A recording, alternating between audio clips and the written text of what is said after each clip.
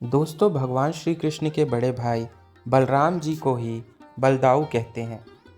भाद्रपद के कृष्ण पक्ष की षष्ठी को उनकी जयंती मनाई जाती है, जिसे हलछठ भी कहते हैं।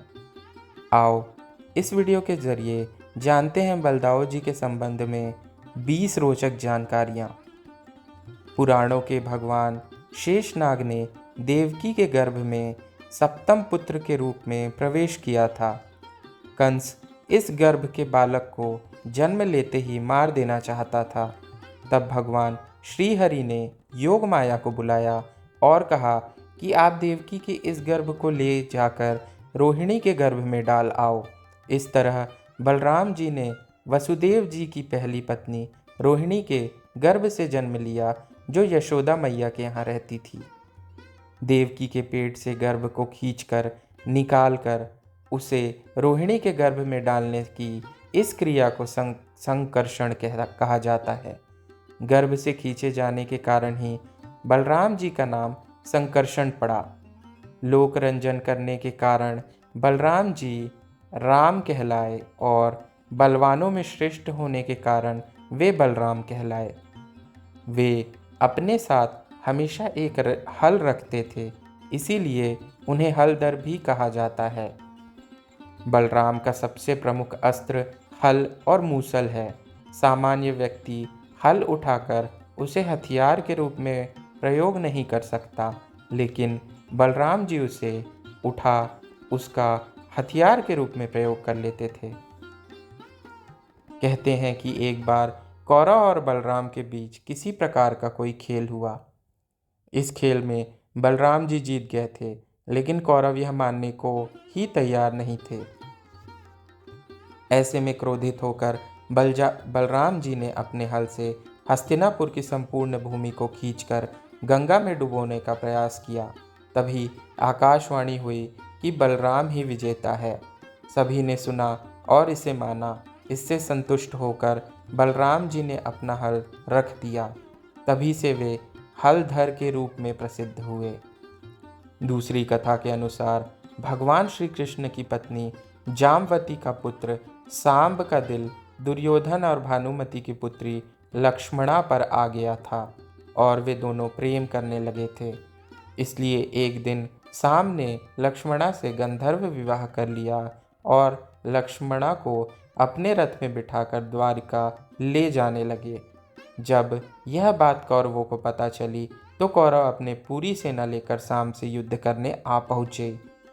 कौरवों ने सांब को बंदी बना लिया। इसके बाद जब श्री कृष्ण और बलराम को पता चला, तब बलराम हस्तिनापुर पहुंच गए और बलराम ने अपना रौद्र रूप प्रकट कर दिया। वे अपने हल से ही हस्तिनापुर की संपूर्ण धरती को खींचकर गंगा में डुबोने चले पड़े। यह देखकर कौरव भयभीत हो गए। संपूर्ण हस्तिनापुर में हाहाकार मच गया। सभी ने बलराम से माफ़ी मांगी और तब सांब को लक्ष्मणा के साथ विदा कर दिया गया। बलराम की पत्नी रेवती कई युग बड़ी थी। वह सतयुग की महिला थी और लगभग कई फुट लंबी थी। गर्ग संहिता के अनुसार रेवती के पिता सतयुग में अपनी पुत्री के साथ ब्रह्मा जी से मिलने गए। वहां उन्होंने रेवती के लिए किसी योग्य वर की प्रार्थना की। ब्रह्मदेव ने हंसते हुए कहा कि जितना समय आपने यहाँ बिताया है, उतने समय में पृथ्वी पर 27 युग बीत चुके हैं और अभी द्वापर का अंतिम चरण चल रहा है। आप शीघ्र पृथ्वी पर पहुँचिए। वहाँ शेषावतार बलराम आपकी पुत्री के सर्वथा योग्य हैं।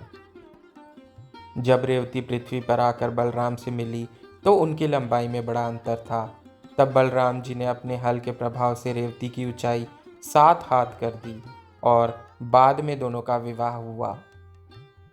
रासलीला के समय वरुण देव ने अपनी पुत्री वारुणी को तरल शहद के रूप में वहां भेजा, जिसकी सुगंध और स्वाद से बलराम जी एवं सभी गोपियां का मन प्रफुल्लित हो उठा। बलराम रासलीला का आनंद यमुना नदी के पानी में लेना चाह रहे थे। जैसे ही बलराम ने यमुना को उन सबके समीप बुलाया, यमुना ने आने से मना कर दिया।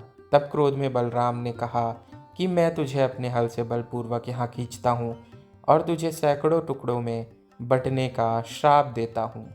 यह सुनकर यमुना घबरा गई और क्षमा मांगने लगी। तब बलराम ने यमुना को क्षमा किया, परंतु हल से खींचने के कारण यमुना आज तक छोटे छोटे अनेक टुकड़ों में बहती है। एक बार बलराम जी को अपने बल पर बड़ा घमंड हो चला था। तब श्री कृष्ण की प्रेरणा से एक दिन द्वारका के बगीचे में हनुमान जी प्रवेश करके वहाँ फल फूल खाते हुए बहुत उत्पात मचाते हैं।